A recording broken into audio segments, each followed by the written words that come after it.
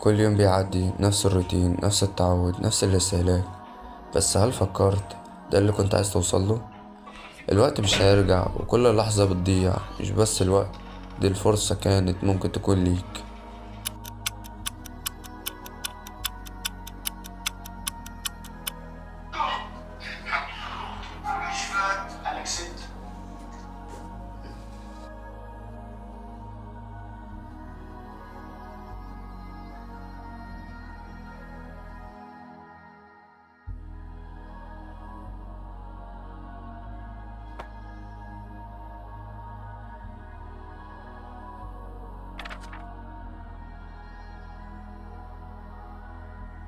ايه اللي اتغير؟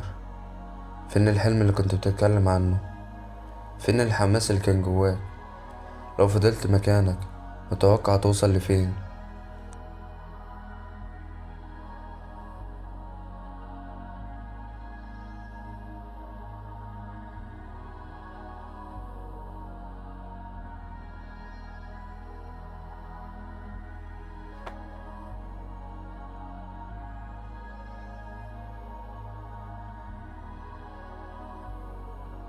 الفرق بينك وبين الشخص الناجح انه بدأ، اتحرك، قرر انه مش هيسيب يوم يعدي من غير ما يعمل خطوة واحدة. محدش بيبدأ كبير، بس اللي بيبدأ هو اللي بيوصل.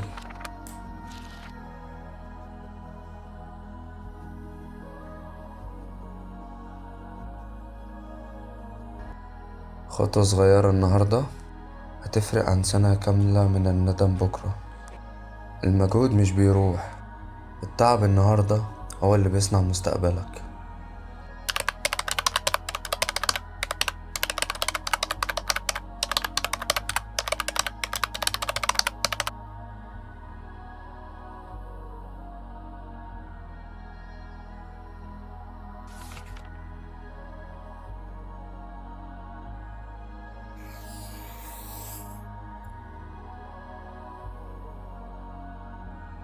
كل خطوة بتاخدها ممكن تكون سبب في ان حد ياخد خطوة هو كمان.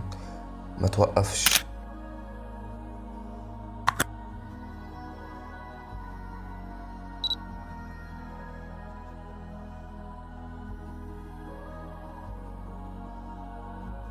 النهاردة قررت اخد خطوة جديدة في حياتي، خطوة هتغير حاجات كتير قوي. يمكن تكون مخاطرة او يمكن تكون بداية لنجاح كبير. اللي انا متأكد منه ان انا مش هوقف ابدا. انتظروا اللي جاي.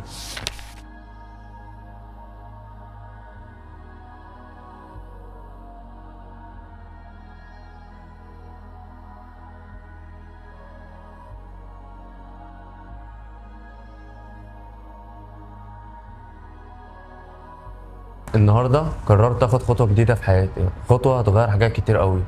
يمكن تكون مخاطرة او يمكن تكون بداية لنجاح كبير. اللي انا متأكد منه ان انا مش هوقف ابدا. انتظروا اللي جاي.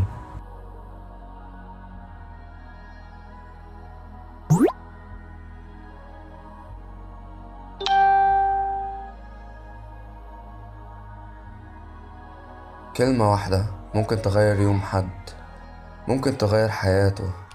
ما تستقلش بأي خطوة بتاخدها، لأنك ما تعرفش ممكن تأثر في مين.